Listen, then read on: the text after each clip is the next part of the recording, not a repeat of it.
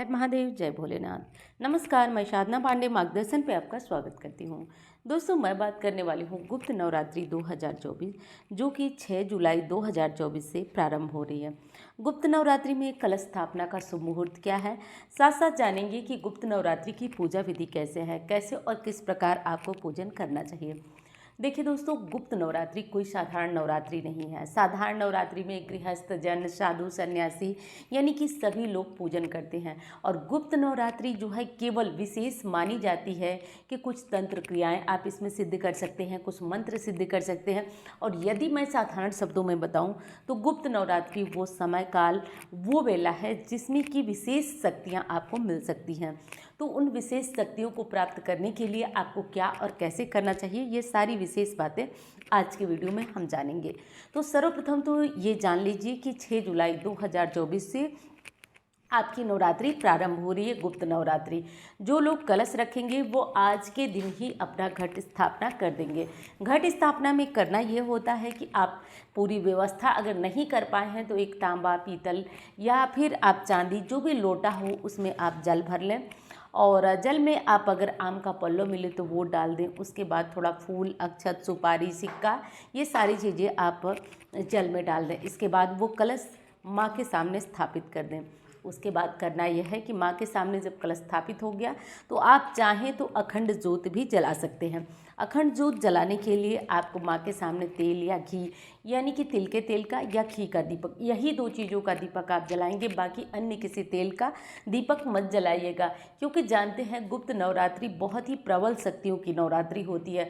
10 महाविद्याओं की ये रात्रि होती है। इस रात्रि में विशेष सोच समझकर साधनाएं करना चाहिए। यदि सुरक्षित और सही ढंग से साधना किया जाए तो 9 दिनों के अंदर अंदर ही हमारी मन की कामना पूर्ण हो जाती है।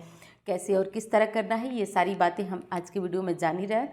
कल स्थापना का सही मुहूर्त क्या है दोस्तों, तो 6 जुलाई को सुबह 5:11 पर जो मुहूर्त, शुभ मुहूर्त है वो चालू हो जा रहा है। और कब तक रहने वाला है तो 12 बजे तक रहेगा, जिसमें कि विशेष मुहूर्त 11 से 12 के बीच है, जो अभिजीत मुहूर्त कहलाएगा। इस मुहूर्त में आप कलश स्थापना कर लीजिएगा। स्क्रीनशॉट लेके भी चाहें तो आप रख सकते हैं। अब कलश स्थापना हमारी हो गई। अब हम यदि किसी कारण से हम कलश नहीं रखते हैं तो फिर क्या करें। कलश नहीं रखेंगे कोई दिक्कत नहीं, आप बिना कलश रखे भी दोनों समय आप नहा धो करके माँ के सामने बैठ जाएं और बैठकर किसी एक मंत्र का जप कर सकते हैं। जैसे कि माँ दुर्गा का सबसे बढ़िया मंत्र है नवार्ण मंत्र। नवार्ण मंत्र मैं डाल दूंगी डिस्क्रिप्शन में, देख लीजिएगा, या फिर देवी दुर्गा का कोई भी मंत्र आप जप सकते हैं। और हाँ, इस नवरात्रि, गुप्त नवरात्रि में यदि सिद्धियों को देखना है तो आप ललिता सहस्त्र नामावली का पाठ आप आज से प्रारंभ कर सकते हैं। ललिता सहस्त्र नाम का पाठ कहा जाता है कि जीवन से सभी दुर्लभ से दुर्लभ कामनाओं की पूर्ति कराने वाला है। और बहुत लोगों को मैंने प्रत्यक्ष देखा है दोस्तों, कितने लोगों की बीमारियां ठीक हुई असंभव कार्यों के लिए।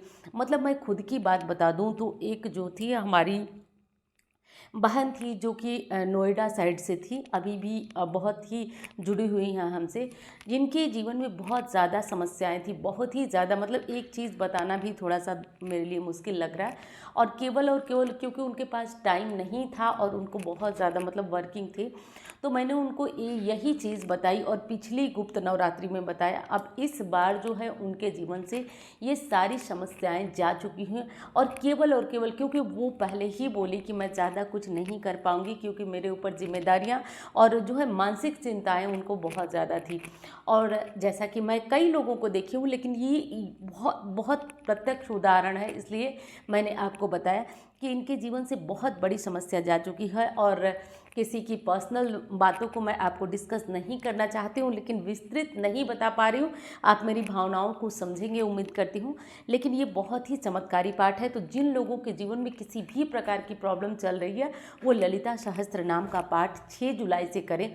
बहुत अधिक नहीं कर सकते तो कम से कम जो है आप 6 से 15 जुलाई तक तो बिल्कुल करिए। और अगर करना चाहते हैं, जीवन में आगे किसी समस्या का समाधान पाना चाहते हैं, तो अपने जीवन में इसे शामिल करिए।